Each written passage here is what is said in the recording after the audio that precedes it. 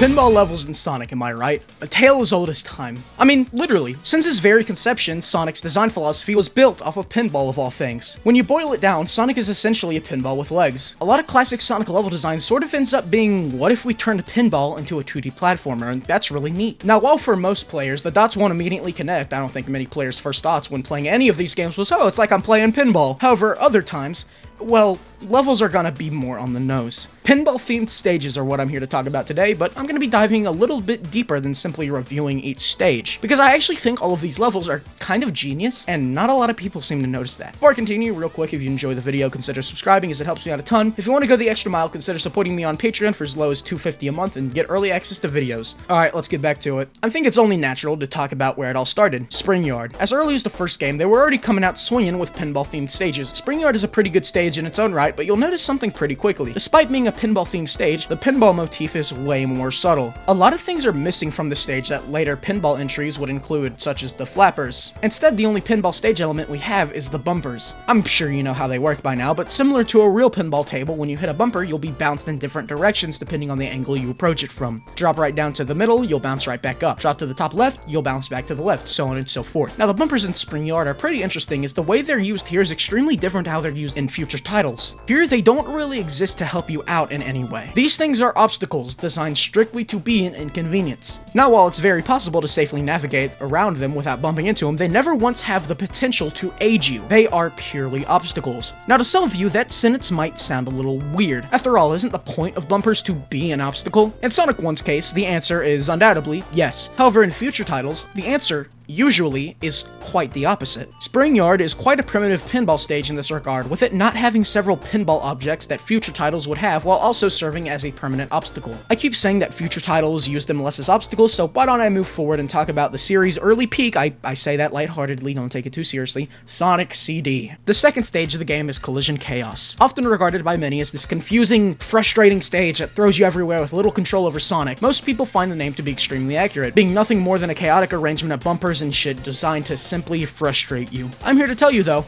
that's wrong. First off, CD introduces a pinball stage classic, the flappers. They work exactly how flappers in pinball machines do. Sonic curls up when on one, slowly sliding down, and depending on where Sonic is on the flapper when you launch him, he can go in several different directions. Proper use of the flappers can grant Sonic a large amount of verticality, which can be useful for reaching top paths. Now, the fatal mistake that most make when playing Collision Chaos is assuming everything here is an obstacle and brute forcing the stage, when that's in fact quite the opposite. Contrary to Sonic 1, while bumpers are able to act as obstacles, they have one big difference: utility. In Spring Yard, every bumper was an obstacle. In Collision Chaos, every bumper is an opportunity. If you treat bumpers like an obstacle, they will be an obstacle. But if you treat them as an opportunity, they'll be your friend. You know how with bumpers, the direction you're sent is a direct result of what area of the bumper you jump on? With that knowledge, which I wouldn't really call it knowledge, more so applying an observation, you're able to treat these bumpers as platforms. So the thing often regarded as an obstacle is now one of the things actively letting you reach places you once couldn't, or get to certain places a little easier. People don't recognize this and continue to treat them as obstacles. Bumpers are one of the things in classic Sonic you absolutely cannot brute force. A direct result of brute forcing will result in a punishment of some sort, usually an inconvenience like sending you back a couple feet or missing a top path. So take this as a reminder that when you go into any classic Sonic game, except Sonic 1, view bumpers as an opportunity instead of an obstacle, and you will see improvements in your gameplay. Now, with Collision Chaos specifically, you'll find this stage has a really good mixture of pinball elements and actual slopes. Most stages steer far in the direction of pinball, leading to stages that are pretty much just pinball, which is fine. However, CD creates a perfect coexistence of these pinball elements, like flappers and bumpers, with slopes and half-pipes. Also, I should mention that springs often act like another pinball element, so throw those in there. Now, something I failed to mention so far is that pinball stages in Sonic aren't just gimmicks. Okay, well, that's not entirely true. I mean, they definitely are gimmicky. However, I do find them to have much more importance than people give them credit for. To me, pinball stages are all about mastering air control. You see, in actual pinball, once that ball is in the air, there's nothing you can really do to control it. In Sonic, this isn't the case, as you're granted mid-air control. Because of this, after using things like flappers, you're also given a bit of control over your endpoint, as you're able to steer Sonic a bit if you happen to hit him up at a slightly weird angle. Or it can be used to give yourself even more distance if you send him up at an already great angle. Collision Chaos really harps on the air control thing, specifically, as while flappers are in play, bumpers are constant opportunities scattered throughout both acts. If you want to get across bumpers easier, you're going to need a good grasp on Sonic's air control. If you want to get good distance and get a good good endpoint with the flappers, you're going to need to have an understanding on Sonic's air controls. This is why I actually like the Collision Chaos boss fight. A lot of people don't, and while it can be for a couple of reasons, the main one is simply they haven't mastered Sonic's air control. You should not be brute forcing things by this point, and if you are, you won't be performing very well. This boss is a test of both an understanding of Sonic's air control and an understanding of how these pinball gimmicks work. As a kid, I hated this boss because I was shit at it, and I just kept spamming the flappers until something eventually worked. This boss is one that can be incredibly frustrating if you don't have a good grasp on everything I've mentioned thus far. However, when you do have a grasp on it, this boss transforms into one that took me minutes as a kid to one that now takes me 20 seconds. And I gotta say, it is euphoric. One of the most fun bosses in the entire series if you know what you're doing, which I'm aware the bar isn't very high, but I love this boss. Well, that was a lot of CD. Let's move on to Sonic 2 finally. Despite not being the biggest fan of Sonic 2, Casino Night is a stage I always have loads of fun with on replays. Probably my favorite stage in the entire game. I don't care for much of Sonic 2 due to how on autopilot I feel during the game, feeling like a hold forward and jump simulation most of the time instead of something that feels really engaging. However, I really love Casino Night because for the most part, it's not that. It's incredibly engaging since, well, it's hard to make something that's fundamentally engaging into something automated. They figured it out eventually, though, don't you worry. Casino Night also has a ton of different pinball objects, even if most of them fundamentally work the same. You got variations of the bumpers with slightly different properties and varying shapes, adding some nice variety. There's these... I don't fucking know what these are. You hit them 3 times and then they disappear. It kind of operates under this 3 strikes you're out sort of rule. The placements of them are usually right above bottom paths, meaning if you end up falling down to them over 3 times, the game tells you stop trying, you're not making it, go to the bottom path, and sends you down to the bottom routes. Now the only main gripe I have with Casino Night is that this stage has a lot of stop and go elements to it. Mainly these moving blocks similar to Spring Yard, although they aren't as slow. These springs that you need to hold jump to charge, and these elevators that you just stand there and wait for. Now while granted, most of these things can be avoided on a good, exclusively top path run, I still don't love them regardless. But yeah, Casino Night Zone's a pretty good stage, and while there's still not even close to enough freedom or utilizations that there are on Collision Chaos, the point still stands that Casino Night is incredibly solid. I still really like its boss as well. It ranks in the higher level of Sonic bosses because it does something a lot of Sonic bosses don't, reward you for interacting with your environment. Here you're surrounded by half pipes, and you can make short work of this boss by simply rolling through the half pipe and jumping at the right time to hit the boss over and over. It's extremely fun. Now with how intertwined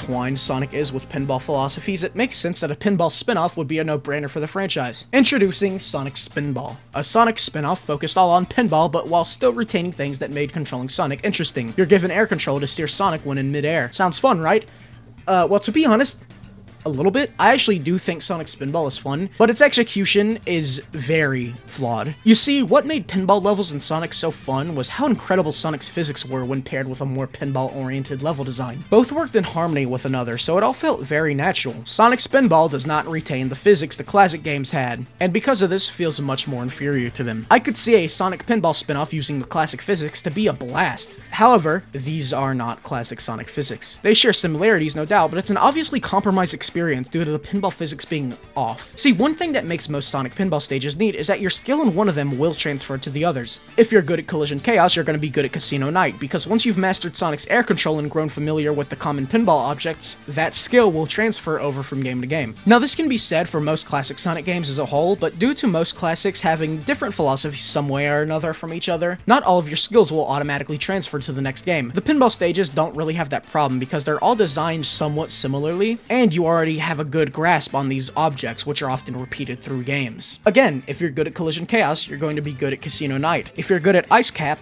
well, that doesn't necessarily mean you'll be good at, say, Oil Ocean. Makes sense? Sonic Spinball suffers from this because while it's something you can get used to, your skills won't immediately transfer from classic pinball stages to this game because the physics operate pretty differently. Unfortunately, this would be pretty much the last example of pinball in the classic games for a long time. While Sonic 3 had a stage with pinball elements, it went back to the Sonic 1 approach of just having bumpers that pretty much always act as obstacles. So, how did they adapt this into 3D? Yeah, there's a few non-classic games that have pinball in them. However, you'll soon come to realize that they pretty much lost all meaning those classic stages had. With Sonic Adventure, the closest we have to a pinball stage is Casinopolis with a pinball table. It's pinball, but it's just pinball. It's not a Sonic pinball level, it's just pinball.